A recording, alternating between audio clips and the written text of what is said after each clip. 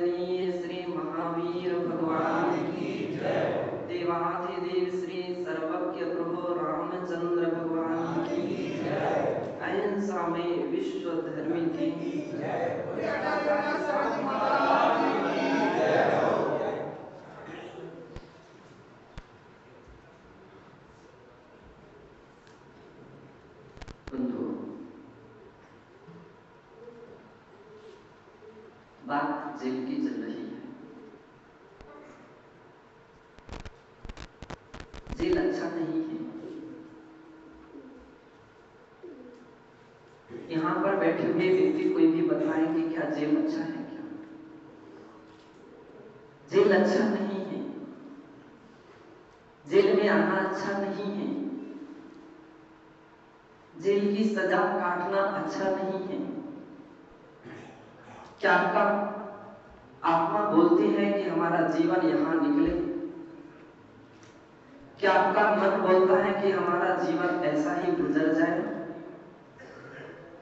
क्या आपको पता है कि आपके भी किसी के मां, किसी के पिता, किसी के भाई, किसी के पत्नी, किसी के बेटे आदि आदि और भी किसी के हितैषी और भी लोग हो सकते हैं। आपको पता है कि वे कितने एक एक दिन काट काट करके जी रहे हैं आपकी इंतजारी में। आपको पता है कि जब आपकी सजा हुई थी तो उन्होंने कितना पसीना बहाया, दौड़ धूप की, हर प्रयत्न और प्रयास किए कि आपको जेल ना हो। कितना प्रयत्न किया है, कितना परिश्रम किया है। क्या वो कोई भी चाहते थे कि आपको ऐसी स्थिति खड़ी हो जाए? लेकिन हो गई। ना आप चाहते थे, ना वो चाहते थे, लेकिन हो गई। यदि हम परमेश्वर से पूछें, क्या भगवान भी चाहते थे आपके लिए कि आपकी जिंदगी जेल में कटे? तो सत्य है, भगवान भी नहीं चाहते थे, कोई भी नहीं चाहता था। यहाँ के जेलर साहब भी नहीं चाहते थे कि आपकी जिंदगी ऐसी कटे। ये संभव है कि आपके लिए किसी परिस्थिति ने आपको लाचार किया है। ये संभव है कहीं आप अपने संतुलन को खो बैठे, वैचारिक संतुलन को खो बैठे और गहरा विचार नहीं कर पाए और आपने कुछ ऐसे कार्य कर दिए कि जिसके कारण यहां आना पड़ा। संभव है कि कहीं तनाव में, ये भी संभव है कहीं व्यसनों में, ये भी संभव है कि आपसी कहीं विद्वेष भावनाओं में, और ये भी संभव है कि कहीं आपकी आर्थिक परिस्थिति ने आपके लिए लाचार किया हो और आपके लिए यहां पर आना पड़ा। लेकिन ये सत्य है कि उस समय हम अपने विवेक को खो बैठे। कल्पना कीजिए, थोड़ा सा साहस रखते हैं, थोड़ा सी सहिष्णुता रखते हैं, सहनशीलता रखते हैं, अपने विवेक से काम करते हैं, तो शायद यह दिन देखने के लिए नहीं मिलता। कल परसों भी व्यसन मुक्ति अहिंसा शाकाहार रैली का आयोजन था। उस दिन मैंने किसी एक हॉस्पिटल की कहानी सुनाई थी जिस व्यक्ति के लिए कैंसर हो गया था, और उस व्यक्ति की कहानी मैंने सुनाई थी कि जिसके लिए कैंसर हो गया था और कैंसर के कारण से उसकी सारी औषधियां, उसके इलाज कराने में सारा पैसा खर्च हुआ। कोई भी उसके यहाँ ऐसा कोई कमाऊ व्यक्ति नहीं था कि जो अपने परिवार का संचालन कर सके। अंत में उसकी दुकान, उसके मकान, उसकी सारी जायदाद भी पूरी खत्म हो गई। और कैंसर एक ऐसी बीमारी है जो लाइलाज बीमारी जैसी स्थिति खड़ी हो जाती है। यद्यपि वर्तमान के वैज्ञानिकों ने कुछ रास्ते भी निकाले हैं और कुछ प्रतिशत सफलताएं भी पाई हैं, लेकिन अधिकांशतः कैंसर यानी जीवन कैंसर। जब वो अपने आंखों में आंसू बहाते हुए अपनी कहानी सुनाता है कि मुझे कभी मेरी मां ने कहा था बेटा ऐसा मत कर, कभी मेरे पिताजी ने कहा था, कभी मेरे साथियों ने कहा था कि शराब मत पियो, सिगरेट मत पियो, आप जर्दा मत खाओ, लेकिन मैं नहीं माना और उसका परिणाम ही किया, यहां पर पहुंचे। मैंने कहा कि देखो, उस समय की बात नहीं मानी और उसका परिणाम कितने रूप में सजा भोग रहे हैं आप और आपका परिवार। क्या आपकी मां ऐसा चाहती थी कि जीवन आपका ऐसा ही समाप्त हो जाए? क्या आपके कोई कुटुंब में चाहते थे? लेकिन आपने कंट्रोल नहीं किया और एक ऐसी स्थिति खड़ी हो गई। क्या आप कैंसर जैसे बीमारी के शिकार हो गए? आज वही बात मुझे यहाँ पर दिख रही है कि यहाँ पर भी अपन ने भी कुछ ऐसे काम किए जिसका परिणाम यहाँ पर हमको उपस्थित होना पड़ा। लेकिन ये भी मुझे विश्वास है कि यहाँ पर 100% व्यक्ति अपराधी नहीं होंगे। ये भी विश्वास है कि 100% व्यक्ति यहाँ पर अपराधी नहीं होंगे। संभव है कि कुछ अपराधी बाहर घूम रहे हो और ये भी संभव है कि आपका कुछ भी अपराध ना हो और आप पाप यहाँ पर आकर के बंद हो गए। जनार्दन जी, क्यों? सत्य को आप जान सकते हैं कि सत्य क्या है, अब भगवान जान सकते हैं सत्य क्या है। चूंकि न्याय कानून अपनी लकीरों से बंधा हुआ होता है, लकीरों से बंधा होता है, वो साक्ष्य पर चलता है। आप अपराध करने वाले व्यक्ति नियम से योजनाबद्ध होकर के अपराध करते हैं। कई बार इसलिए ऐसा होता है कि अपराधी एक साइड में निकल जाते हैं और निरपराधी कैद खाने में आ जाते हैं। लेकिन ये भी ध्यान दीजिए, कहीं ना कहीं किसी रूप में तो हमारा अपराध हुआ ही था, हुआ ही था। ये मत सोचिए कि अपराधी कोई बच गया है। भगवान के द्वार पर देर हो सकती है, लेकिन अंधेर नहीं होता है। आप कानून की आंखों में धूल झोंक सकते हैं, लेकिन भगवान की आंखों में धूल नहीं झोंकी जा सकती है। अपराध जो करेगा उसके लिए उसकी सजा भोगना ही पड़ेगी, उसकी सजा उसके लिए भोगना ही पड़ेगी। आज भोगना पड़े अथवा कल भोगना पड़े। और यदि आपने अपराध नहीं किया है और आप यहां किसी कारण से आ भी गए हों तो भी घबराइए नहीं, आपकी अपनी परीक्षा चल रही है। यूं समझें, सीता जी की भी तो अग्नि परीक्षा हुई थी और अंत में जाकर के सीता जो है निर्दोष साबित हुई थी और जन जन के विश्वास की पात्र बन गई थी। कभी ऐसी हीन भावना पर भाई मत जिए कि अब क्या करूं, अब तो मैं यहां आ गया।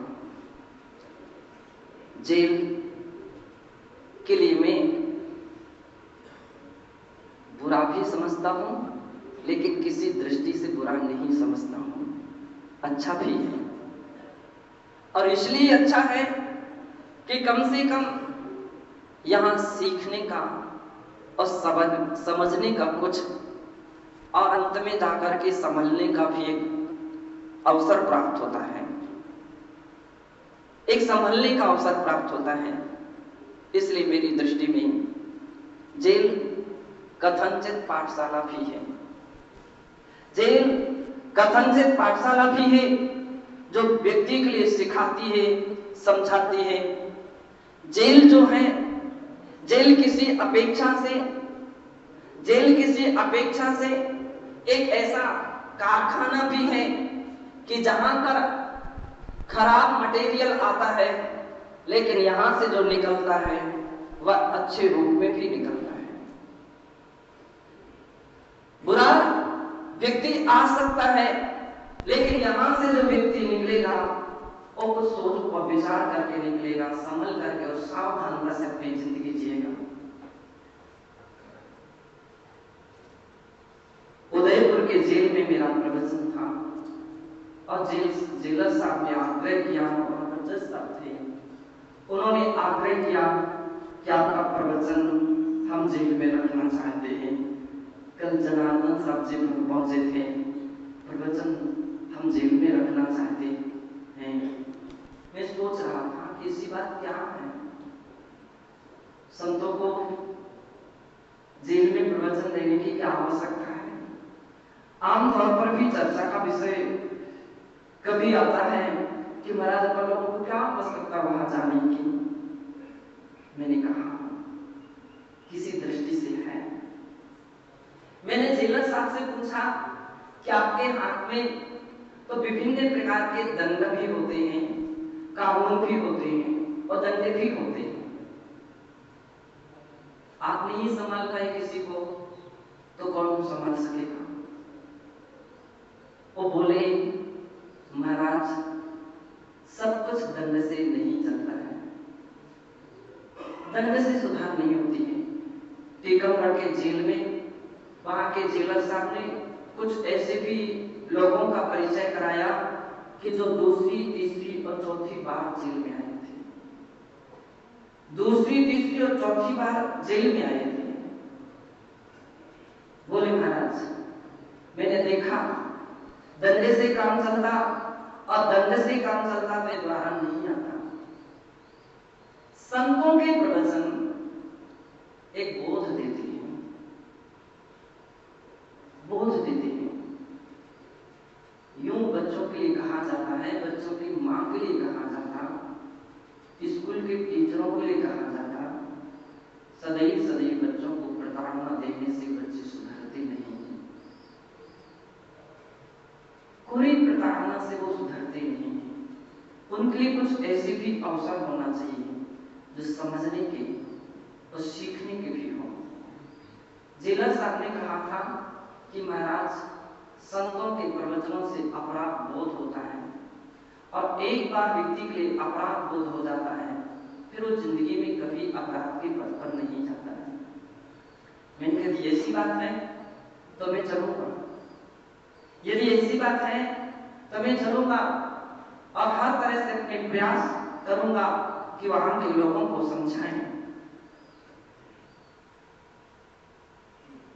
उल्लेख मिलता है हमारे शास्त्रों में कि मांगतुंग नाम के एक जैनाचार्य हुए। आवे राजा भोज के समय में हुए। अब उस वक्त राजा भोज ने उनसे कुछ साधना का चमत्कार सीखना चाहा, जानना चाहा। महाराज ने कहा ये तुम्हें संभव ही नहीं है, संत कोई चमत्कार नहीं दिखाते। लेकिन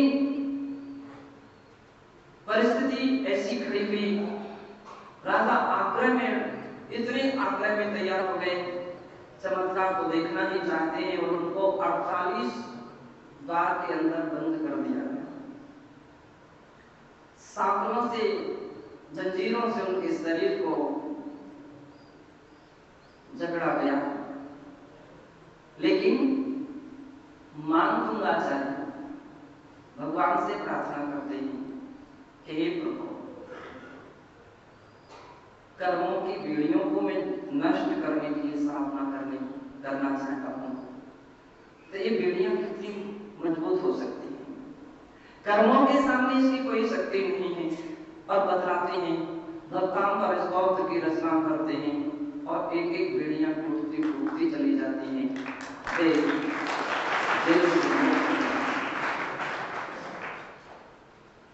और राजा उनके चरणों में नतमस्तक हो जाता है।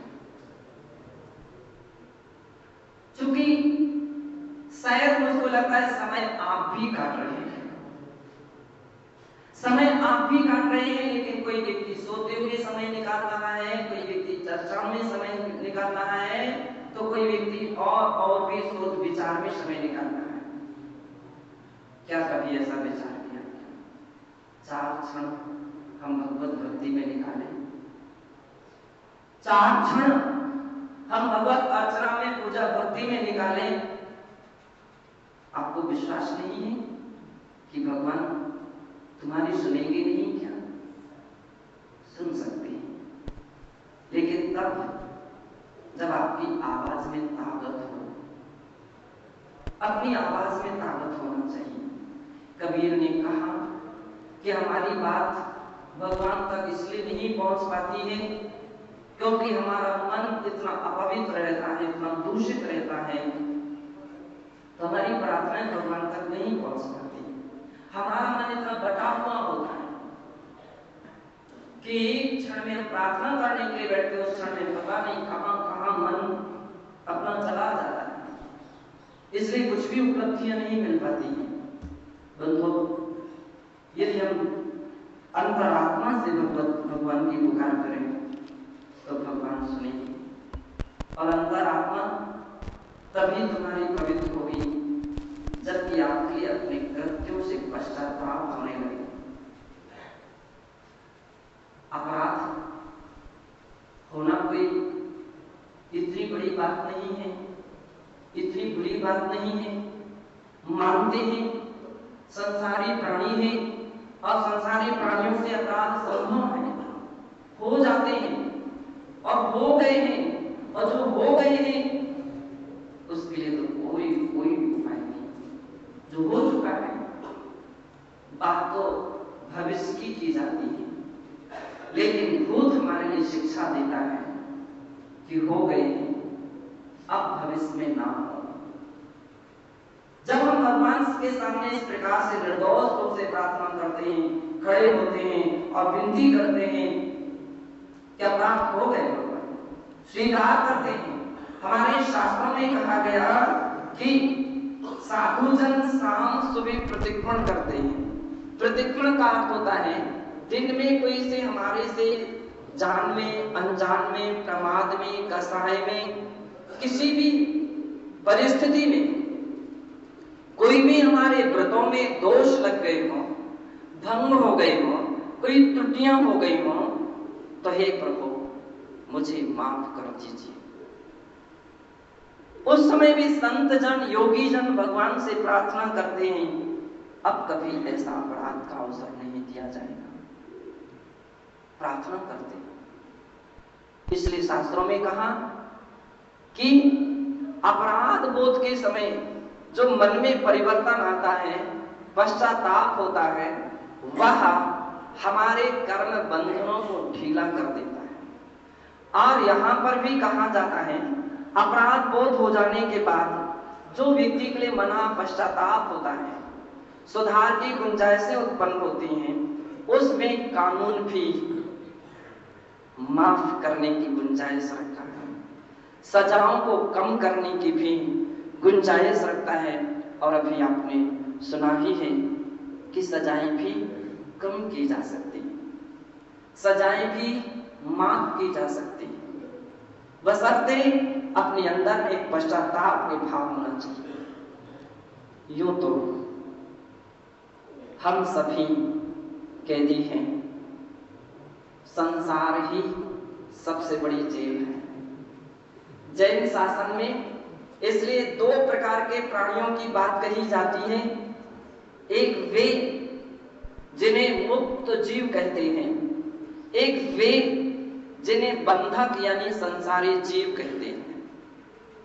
बंधक, कैदी एकार्थी बात है।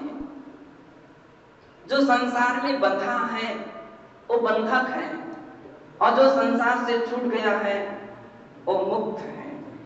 मुक्त परमात्मा होते हैं, बाकी सब बंधक हैं।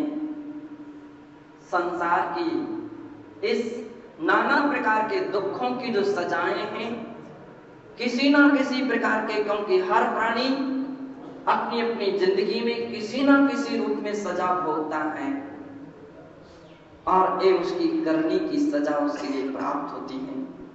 बंधु, अभी जब हम लोग वहां से निकल रहे थे तो फिर एक किसी व्यक्ति ने टोका, बहुत गर्मी है, क्यों आप वहां जा रहे हैं? मैंने कहा करुणा से भीग करके जा रहा हूं, करुणा से, दया से भीग करके जा रहा हूं, क्योंकि मुझे इस बात की चिंता है, जैसे आपके माता पिता को चिंता थी कि आपके लिए ना खाना पड़े, मुझे चिंता है इससे बड़ी जेल में आपको ना जाना पड़े। अब इससे बड़ी जेल जो है, दुर्गति कही जाती है, नरकगति कही जाती है। भगवान की जेल बहुत बड़ी होती है, वहां के कानून नियम बहुत भयंकर होते हैं। वहां यहां तो फिर भी माफी की गुंजाइश है, लेकिन वहां माफी की कोई भी गुंजाइश नहीं होती है। जब वहां पर पहुंच जाते तो भोगना ही भोगना पड़ता है। बंधु, इसलिए मेरी इच्छा हुई कि मैं जरूर चलूंगा,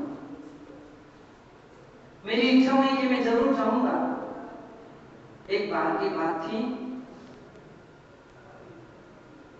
एक दिगंबर संत किसी विचरण करते हुए किसी उपवन में आए, और नगर के उपवन में आए तो उनके दर्शनार्थ काफी जगह के लोग पहुंचे। राजा, महाराजा, मंत्री, सेनापति आदि आदि बहुत कुछ लोग पहुंचे। डाकुओं का भी एक टोली थी। ये खबर वहां तक पहुंची, योगायोग उसी जंगल में उनकी भी टोली रुकी थी और पता लगा लिया गया कि यहाँ एक कोई ऐसे संत आए हैं कि जिनके पास इतने इतने सारे लोग पहुंच रहे हैं। चर्चा बनी कि इनके पास इतने लोग पहुंच रहे थे, इसका मतलब इनके पास बहुत कुछ होगा, बहुत कुछ होगा, क्योंकि बिना इसके आज की दुनिया में कोई किसी के पीछे नहीं लगता है। बहुत कुछ होना चाहिए। बताते हैं कि धीरे धीरे दर्शनार्थी दर्शन करके प्रवचन सुन के प्रस्थान कर गए। अंत में जाकर के महाराज अकेले रह गए और जब अकेले रह गए तो डाकुओं ने उनके लिए घेर लिया और घेरने के बाद आग्रह किया कि आपके पास क्या है। हमारे अध्यक्ष जी सुना रहे थे, महाराज के पास एक बिच्छी होती है और एक कमंडल होता है। बिच्छी इसलिए होती है कि कोई भी छोटे जीव वगैरह ऐसे हो सकते हैं जो हमको आंखों से ना दिखें या उनको हम आसानता से अलग नहीं कर सकते हैं, जिसके द्वारा अलग कर देते हैं। हाथ पैर धोने के लिए, पवित्रता के लिए कमंडल में पानी रखते हैं, पीने के लिए नहीं रखते हैं, क्योंकि सातों जन एक ही बार भोजन करते उसी टाइम पानी पीते, जिंदगी भर तक की उनकी प्रतिज्ञा होती है। महाराज से पूछा गया कि आपके पास क्या है। महाराज ने कहा एक बिच्छी है और एक कमंडल है।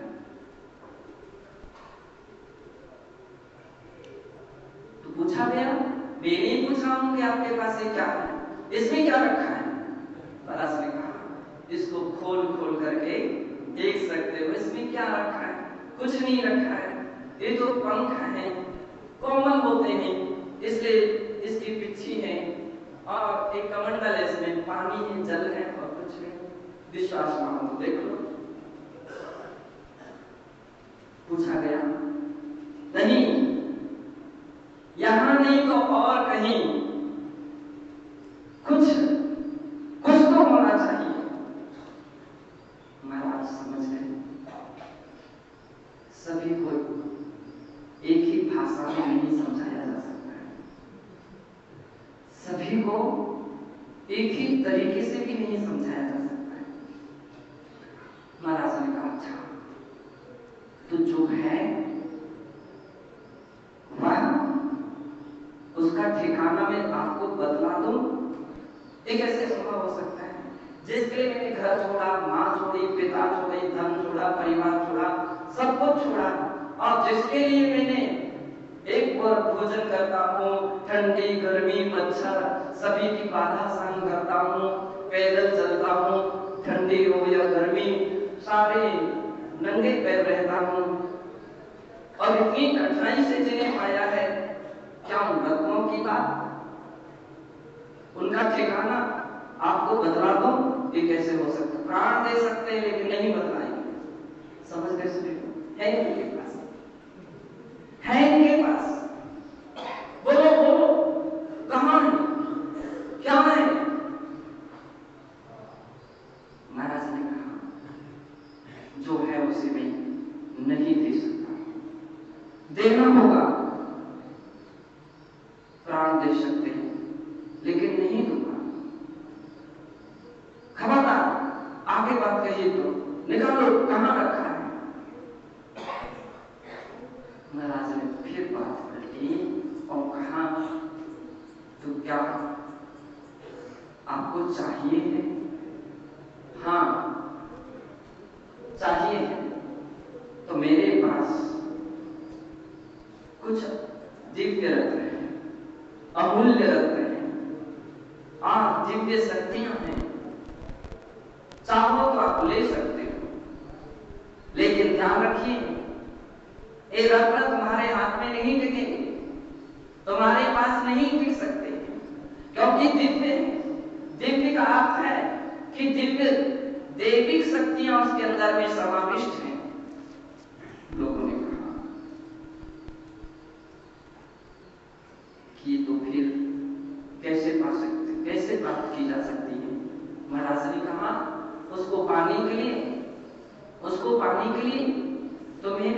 आराधना करनी पड़ेगी, तुम्हें भी कुछ साधना करनी पड़ेगी।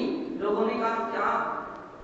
महाराज ने कहा कि जाओ अपनी माँ से, अपने पिता से, अपनी पत्नी से और अपने बेटे से पूछो कि जो मैं कर रहा हूं क्या अच्छा कर रहा हूं या बुरा।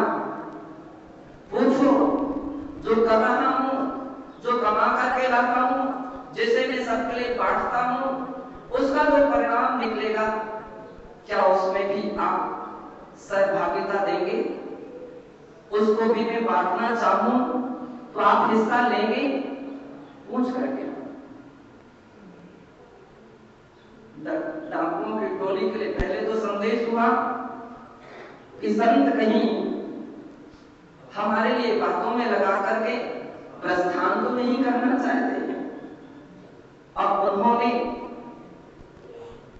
संत ने उनकी बात मान ली और उन्होंने कहा विश्वास रखिए, मैं यहां से नहीं जाऊंगा। विश्वास ना हो तो इस वृक्ष से मुझे बांध दीजिए। बतलाते हैं संत के लिए बांध दिया। दूर दराजों सुरक्षा गार्ड तैयार किए गए और संत से वे पूछते कि हम जाकर के पूछ करके आते हैं। डाकू का जो सरदार था वो जितनी ताकत से, जितने उत्साह से जा रहा था, इस कल्पना में डूब करके वह शक्ति मिलेगी, वह रत्न मिलेगी, वह दिव्य शक्ति मिलेगी कि फिर मुझे कभी भी ऐसा कार्य नहीं करना पड़ेगा। क्या क्या उम्मीदों के साथ घर गया और सबसे पहले पिताजी से कहता है कि मैं ऐसा कार्य करने जा रहा हूं, मुझे बताइए कि मैं अच्छा कर रहा हूं कि बुरा। पिताजी ने धीरे धीरे सिर नीचे कर लिया। बेटा, एक बहुत बुरा काम कर रहे हो। पिताजी,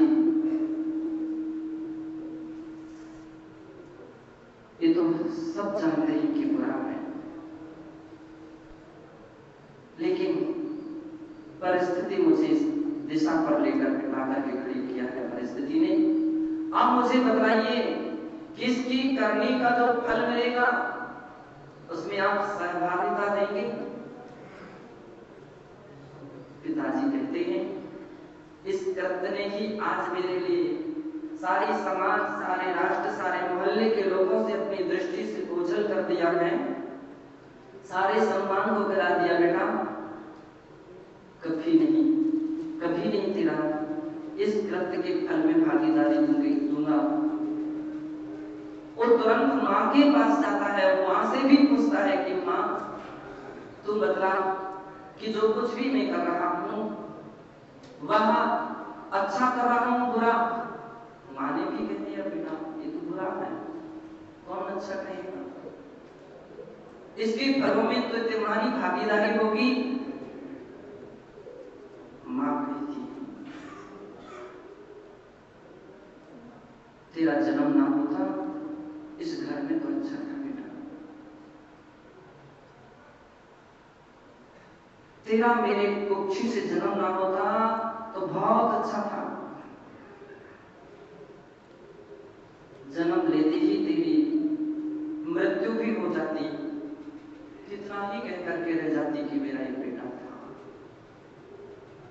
लेकिन आज जो हमारी स्थिति खड़ी हो गई है कि कोई भी व्यक्ति मुझे बुलाता नहीं है, रिश्तेदार कभी पूछते नहीं है, सबको डर और भय है कि उस डाकू की मां है, इसने अपने बेटे को यही सिखाया। जिस गली से निकलती हूँ हर गली में उलाहने मुझे सुनने पड़ते हैं। बेटा कभी नहीं तेरी इस कृत्य में कभी शामिल नहीं होंगी, उसके परिणाम में सहभागिता नहीं दूंगी।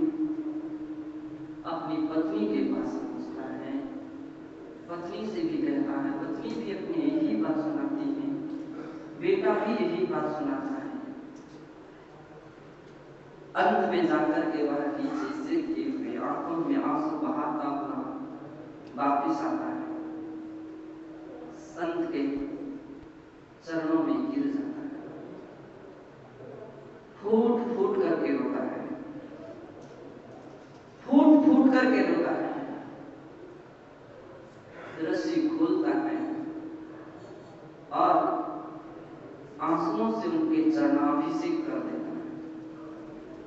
महाराज पूछते हैं, क्या हुआ तुम्हें, बतलाओ।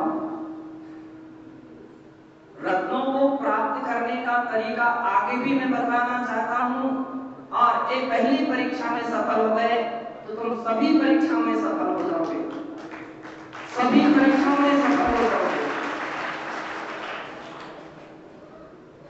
वो कहता है, भगवान विद्या तो मुझे सिद्ध ही हो चुकी है, विद्या मुझे सिद्ध हो गई है। अब आप मुझे उपाय बताइए कि जो मैंने कृत्य किए उसको कैसे धो सकूं, जो अपराध किए वो कैसे धो सकूं। बंधुओं, अपराध बोध दो प्रकार का काम करता है। अपराध बोध दो प्रकार की शिक्षा देता है। एक शिक्षा यह देता है कि भविष्य में अपराध ना किए जाए। ये पहली शिक्षा है। जब भगवान के चरणों में माफी मंगाई जाती है तो पहली शिक्षा है कि भविष्य में अपराध नहीं करेंगे, और दूसरी शिक्षा वह यह है कि जो अपराध कर करके हमने कर्मों को बांधा है उससे मुक्ति दिलाने का रास्ता दिखाती है, उससे कैसे हम छुटकारा पाए। इसके लिए जैन शास्त्रों में प्रायश्चित कहा जाता है, अन्य संप्रदाय में भी प्रायश्चित यह संज्ञा कही जाती है। प्रायश्चित का इतना ही नहीं कि आप उपवास कर लें, केवल आप और भी त्याग कर लें, पूजा पाठ अनुष्ठान कर लें, कहीं की यात्रा कर लें, नहीं। प्रायश्चित का सबसे सरल परिभाषा है अपराधों का पश्चाताप। अपराधों का पश्चाताप, जैसे जैसे व्यक्ति के लिए अपने अपराधों का पश्चाताप होता है, संत जन निरंतर करते हैं, तस्य मिच्छामि दुक्कड़म, ये शब्द बोलते हैं। जो मेरे से दुष्कृत हो गया हो तो वह मिथ्या हो। ये जो पश्चाताप है यह व्यक्ति के पापों की मात्रा को धोता है। जैसे जैसे व्यक्ति का पश्चाताप बढ़ता जाता है बंधुओं, धीरे धीरे वे अपराध धुलते जाते हैं। पश्चाताप का यह भी नहीं कि घुटन में जीवन जिए, पश्चाताप का यह भी नहीं जब अपने परिणामों के संतुलन को इतना खो दे कि भविष्य में अच्छे कार्य करने की भी साहस ना रहे। पश्चाताप का अर्थ है कि जो किए हैं उसके विषय में इतना विचार कर लेना कि भूल करके भी उसमें हमारे कदम ना बढ़ सके। वो पश्चाताप है। तुमको कल्पना कीजिए, जब कभी त्योहार के दिन आते हैं तो आपके घर के भी, परिवार के भी लोग मेवा मिष्ठान बनाते हैं। उस वक्त आपकी कमी खलती है उनके लिए। कितनी बार भरी थाली के लिए भी वे खिसका देते हैं। मिष्ठान में उनको आनंद नहीं आता है, मिष्ठान में आनंद नहीं आता, त्योहार जैसा नजर नहीं आता है। त्योहार में जो खुशी होना चाहिए वह खुशी नहीं आती। कल्पना कीजिए रक्षाबंधन का त्योहार यदि आया हो, जिस दिन सभी बहनें अपने भाइयों की खुशी खुशी के साथ राखी बांधने के लिए जा रहे हो, उनमें कहीं तुम्हारी भी बहन हो, क्या सोच रही होगी? उसकी आंखों के आंसू भली बाहर बहें या ना बहें, लेकिन बंधु अंदर से तो धार लग जाती होगी। सोचती होगी काश मेरा भाई होता तो मैं अपने भाई को भी राखी पहनाती। और सोचती है मेरा भाई होता तो मैं आज अपने भाई के लिए भी राखी पहनाती। लेकिन वो अवसर सोच सोच करके ही निकाल देती है। बंधुओं, आज जेलर साहब जी ने बहुत अच्छी बातें सुनाई और बतलाया था कि जेलर साहब भी कथनचित एक मां का रूप हुआ करते हैं। छोटे बच्चों से अपराध होते हैं, मां उसके लिए चाका लगा देती है। लेकिन क्या वो चाका लगाना चाहती है? क्या वो वास्तविकता में चाका लगाती है? क्या वो वास्तविकता में लगाती है? स्कूल में बच्चे लोग पढ़ते नहीं हैं और टीचर उसके लिए भी किसी भी प्रकार से दंड दे देते हैं। क्या वो दंड देना चाहती है? क्या हॉस्पिटल में बड़े बड़े ऑपरेशन होते हैं, डॉक्टर बड़े बड़े चीरा-फाड़ी करते हैं और उस वक्त मरीज तड़पता है। क्या डॉक्टर चाहता है क्या तड़पे? जेल में अनेक प्रकार की सजाएं आपके लिए भोगनी पड़ते हैं। सत्य है, क्या जेलर कोई चाहते हैं कि आप ऐसी प्रकार से सजाएं भोगते रहें? नहीं चाहते, नहीं चाहते। लेकिन इसके पीछे फिर भी दंड देते हैं, इसलिए ताकि भविष्य में ऐसी गलती ना हो। ए मां का प्यार समझो, ए मां का दुलार समझो कि जो अपने लिए सुधरने के बहुत अच्छे अवसर देती हैं और एक दिन ऐसे सुधार के रास्ते पर ला करके खड़ा कर देती हैं जिसमें आप जगत पूज्य भी बन सकते हैं। संत वाल्मीकि का उदाहरण पुराणों में मिलता है कि एक जीवन उनका क्या था और दूसरा जीवन उनका क्या बना। दंड कोई बुरी वस्तु भी नहीं है, उस प्रेम से अच्छी बात है जो प्रेम के साथ व्यक्ति के दुर्गति और दुष्कार्यों की ओर प्रेरित कर देती है। शास्त्रों में कहानी मिलती है कि एक मां ने अपने बेटे के लिए जब पहली बार एक पेंसिल चुरा करके लाया और उसकी पीठ थपथपा दी, बेटा बहुत अच्छा किया।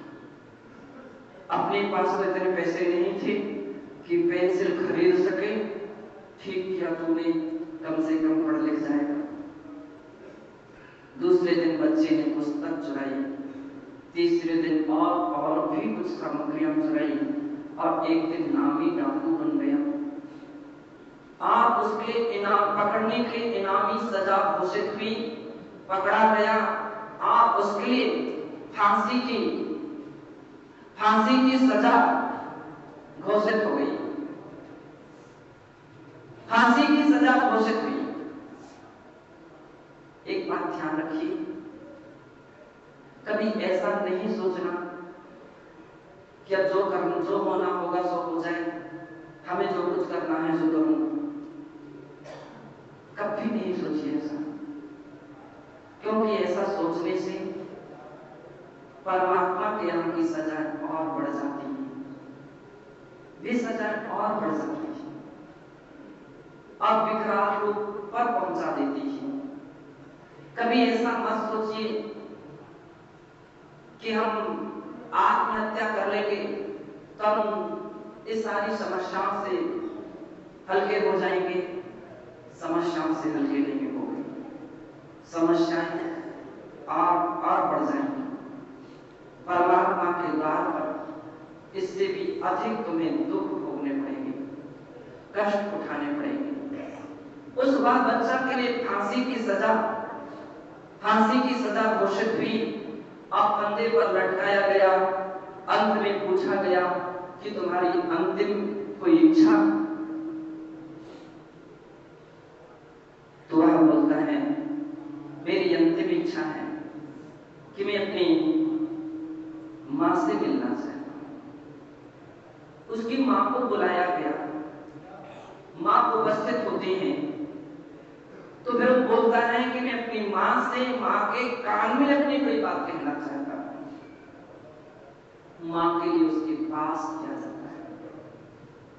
फांसी के फंदे पर लटका हुआ व्यक्ति मां से कहता, और पास में आइए, और पास में आइए, दूसरा व्यक्ति मेरी बात सुन लेगा। और मां अपना कान उसके मुख के पास ले जाती है, और वो बच्चा क्या करता है?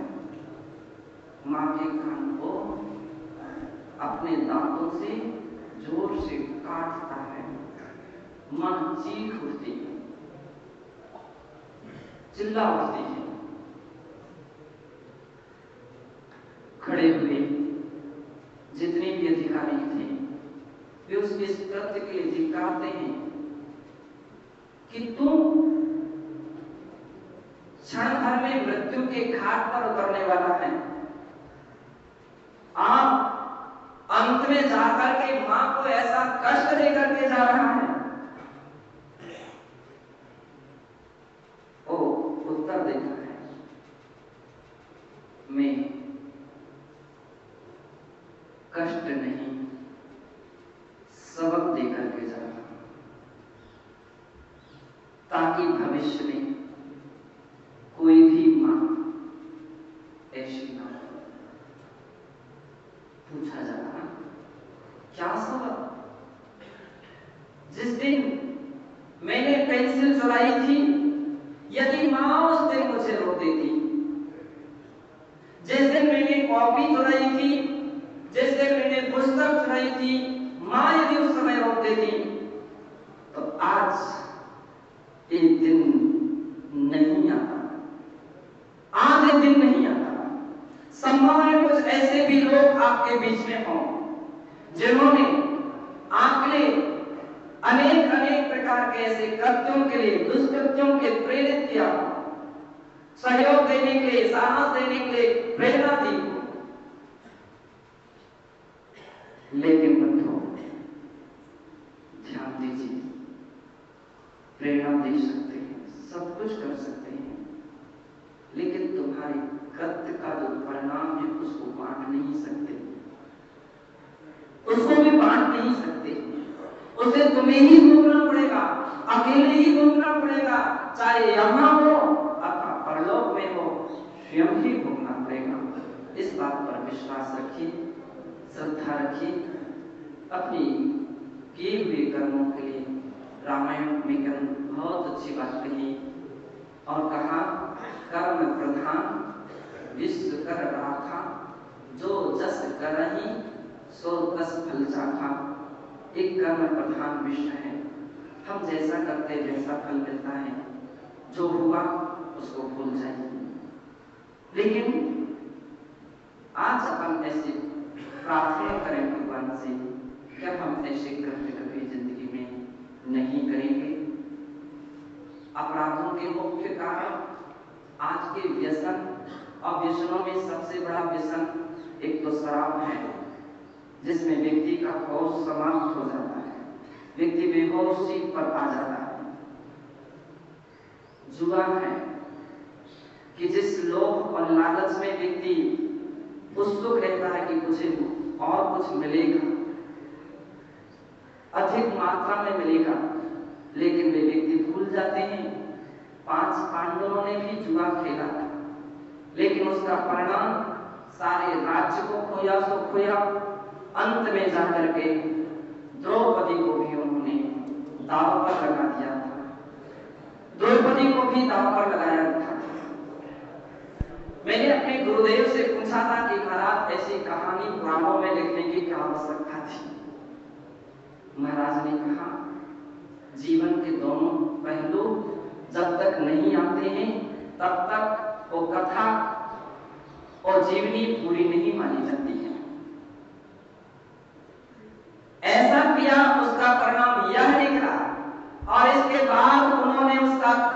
किया, इसका अर्थ है कि उन्होंने जीवन के सत्य को सबके सामने रख दिया। हम प्रवचन के रूप में आपके बता रहे हैं, पांडवों ने अपने प्रैक्टिकल में परीक्षा दे करके दिखाया कि जुआ का परिणाम यह मेरे जीवन में साक्षात निकला था। अपने पुरुषार्थ पर विश्वास कीजिए, अपने परिश्रम पर विश्वास कीजिए, अपनी मेहनत पर विश्वास कीजिए। खून का पसीने का पैसा जो है आपका, एक पैसा भी क्यों ना होगा, वो हजारों रुपए के बराबर होगा। आप अन्याय अनीति का पैसा, चोरी डकैती का पैसा हजार और लाखों भी क्यों ना हो, तो भी वह एक पैसे के भी बराबर नहीं हो।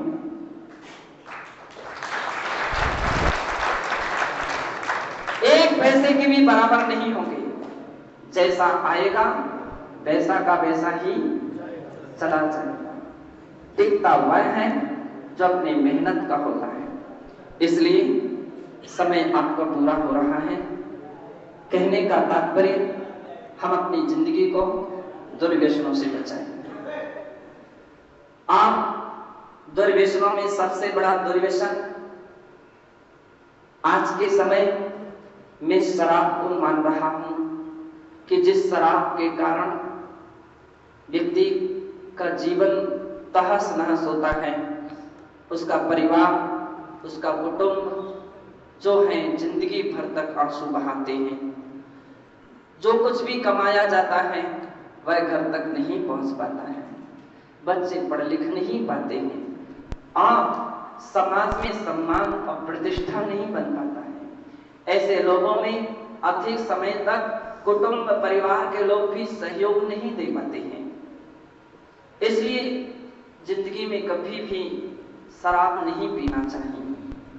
मैं चाहूंगा यदि आपके लिए मेरी कुछ बातें समझ में आ रही हों तो अपनी जिंदगी में धारण कर लीजिए। जितना संभव हो सकता है उतना पालन कर लीजिए। संकल्प ले लीजिए कि ऐसी शराब को मैं कभी नहीं पीऊंगा। तैयार हैं क्या? लेकिन ऐसे नहीं। मैं देखना चाहता हूं कि यदि बात समझ में आई है तो आपके अंतरात्मा से हाथ जो उठेंगे वो अलग ही उठेंगे और अन्यथा धीरे ऊपर होंगे फिर नीचे होंगे। मैं ओम का शब्द बोलूंगा और आपके लिए अपने अपने परमात्मा की साक्षी में संकल्प लेना है। ओम, हाथ ऊपर करके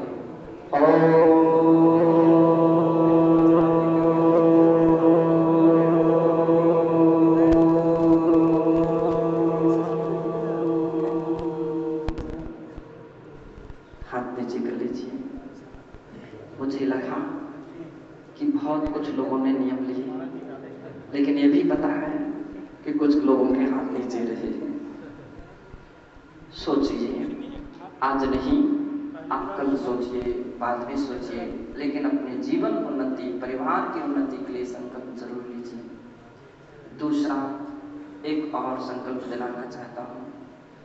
मानते हैं परिस्थितियां लाचार करती हैं व्यक्ति को, परिस्थितियां व्यक्ति के लिए बहुत लाचार बना देती हैं, लेकिन कितनी भी लाचारी क्यों ना जाए, आप कभी आत्महत्या का विचार मत कीजिए और दूसरों की हत्या का विचार मत कीजिए।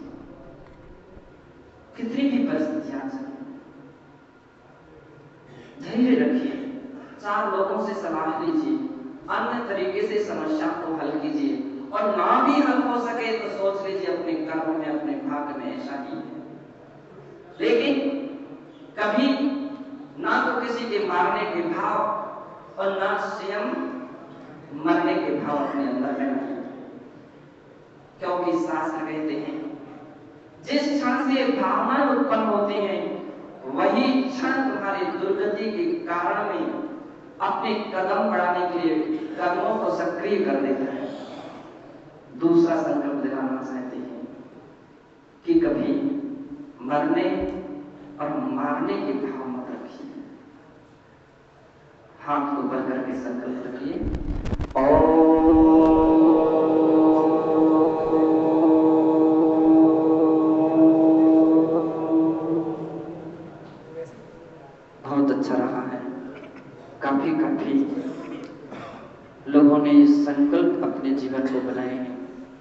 ये संकल्प आपके लिए बहुत अच्छे स्थान पर लाए। अंत में एक और संकल्प दिलाना चाहते हैं। और जनार्दन जी, कौन सा महत्वपूर्ण संकल्प है? शाकाहार। क्योंकि तन मन करता कौन खराब, मांस अंडा और शराब। मैं चाहूंगा कि व्यसन मुक्ति आंदोलन भी अपना समाप्त नहीं हो। अभी लगभग देश इस जिले के 900 स्कूलों में लगभग 2 लाख बच्चों ने भाग लिया। यथासंभव संकल्प लेकर के अपने जीवन को कृतार्थ किया है। जिंदगी में कभी भी मांस अंडे इनका प्रयोग मत कीजिए। खूब साग सब्जी फल फ्रूट अभी प्राप्त है, उनके द्वारा अपना जीवन गुजारिए।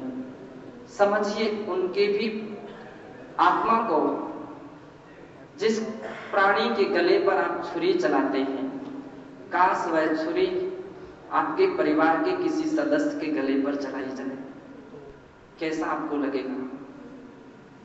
छुरी बहुत दूर की बात है, एक सुई भी आपके लिए चुभाई जाती है तो आप चीख उठते हैं, चिल्ला उठते हैं।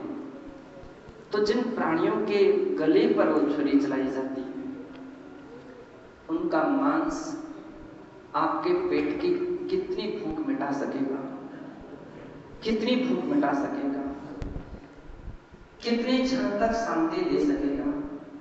एक जीव के लिए, एक पेट के लिए इतना बड़ा अपराध नहीं करना चाहिए। कुदरत ने हमारे लिए अनाज दिया है, फल दिए हैं, फ्रूट दिए हैं, सब्जी दी है, तो क्यों हम किसी प्राणियों को खा करके अपने पेट को कब्रिस्तान बनाएं? क्यों बनाएं?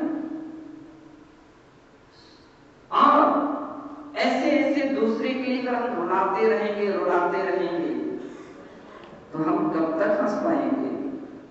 एक दिन उनसे भी अधिक आंसू हमको भी बहाने पड़ेंगे। इसलिए जिंदगी में कभी भी मांस और अंडे नहीं खाना चाहिए, ये तो मैं कहूंगा। बाकी आपकी शक्ति सामर्थ्य कितनी है, आप संकल्प ले सकते हैं कभी मांस और अंडे नहीं खाएंगे। अपनी आत्मा से संकल्प ले लीजिए, हाथ ऊपर करके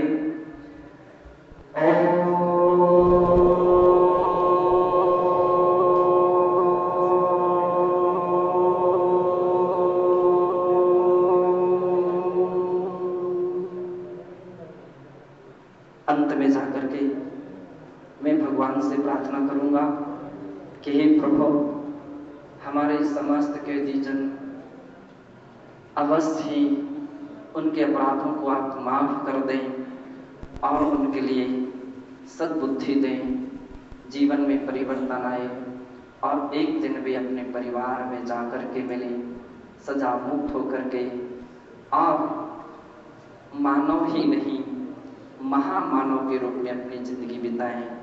देखिए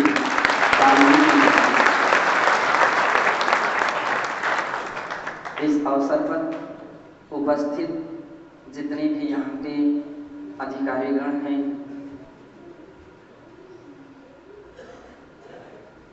मुख्य अतिथि जनार्दन व्यास जी, जिला एवं सेशन न्यायाधीश महोदय अजमेर, श्री हरि सेन यू आसनानी, सेवानिवृत्त न्यायाधीश अजमेर, बहुत अच्छे 2 शब्द बोले थे आपने। श्री रतन मोड़ मुख्य न्यायिक मजिस्ट्रेट अजमेर, श्री और गिरधर दत्त जी उपाध्याय कार्यपाल, मुरारी लाल जी शर्मा सहायक कार्यपाल, योगेश जी सहायक कार्यपाल, श्री सफी मोहम्मद बंदी अध्यापक, वीके माथुर अधीक्षक केंद्रीय कारागृह, डॉक्टर अजीत खान न्यायिक मजिस्ट्रेट, श्री रतन मुर्मू मुख्य न्यायिक मजिस्ट्रेट।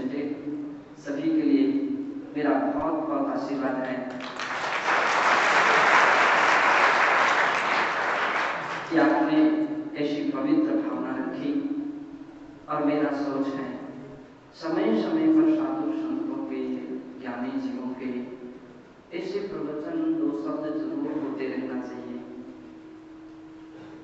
संभव है कि 100% सफलता ना मिले, कुछ ना कुछ प्रतिशत अपन को सफलता मिलेगी और सभी लोगों का हित होगा, कल्याण होगा। इसके लिए मेरा सभी के लिए खूब आशीर्वाद, इसी पुनीत भावना से जय बोलिए महावीर भगवान की।